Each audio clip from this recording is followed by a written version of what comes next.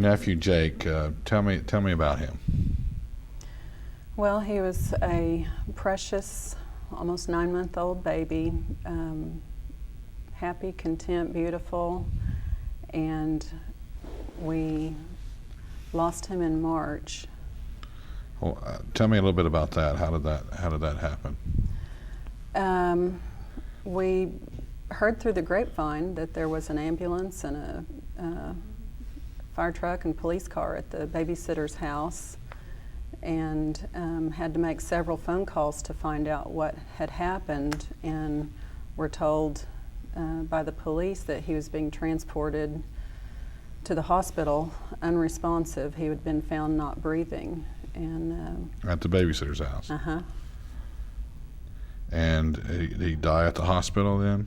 Yes, he died a day later at the hospital. And the ME's office has said it was a homicide. Due to blunt force trauma to the head. And you and Jake's parents have some frustrations with the police and with DHS. Can you tell me about your frustrations with the police first? Well, it's been 8 months since he died, and it doesn't appear that the investigation is going anywhere.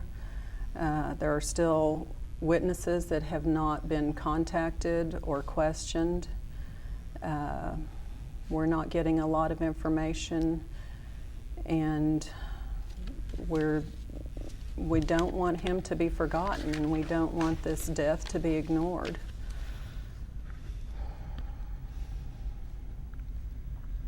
Tell me about your frustrations with the Department of Human Services. Well, even after finding out from the doctors at the scene that they did not believe that Jake's parents were responsible for his injuries, DHS took custody of Jake's older brother, and he was deprived of his family for 2 months and forced to deal with the grief of the loss of his brother,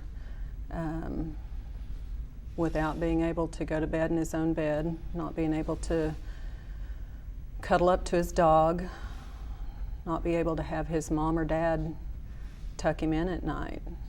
And what was happening to the babysitter's kids? Nothing. And so that's part of your frustration. DHS, tell me about that. DHS. There was not equal concern for children in the other home where Jake was found not breathing. And why do you think that is?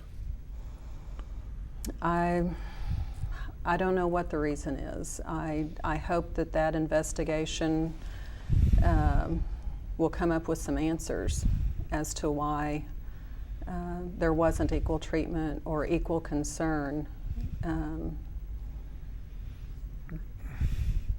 You were telling me earlier the parents want to hire an independent pathologist, Mm-hmm. and they've been rejected. Tell me about that again.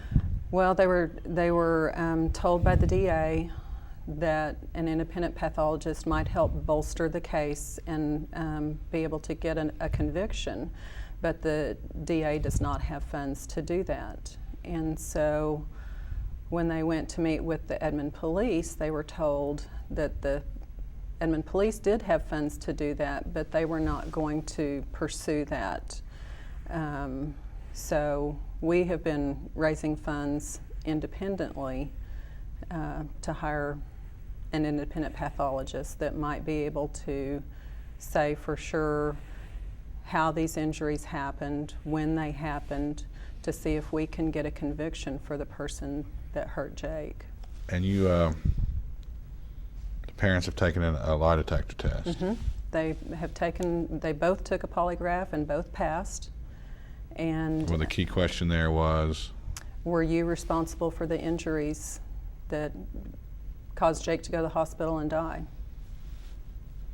Tell me about this website you created.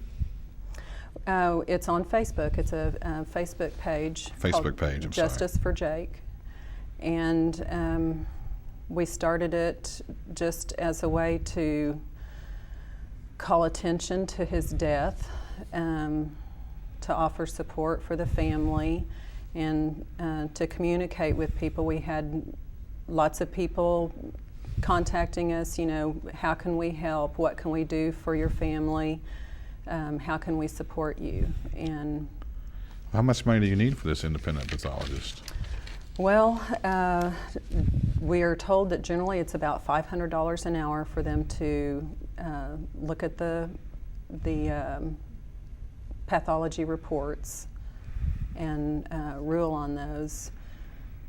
We were told by the DA that the DA's office is responsible for paying for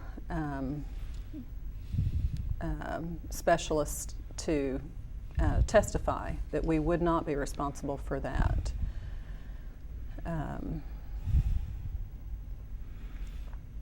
I can imagine it being, that's very frustrating.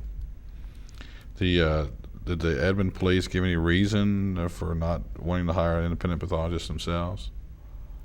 They were not going to pursue hiring the forensic pathologist until they had cleared Jake's parents, and they said that they had not done that.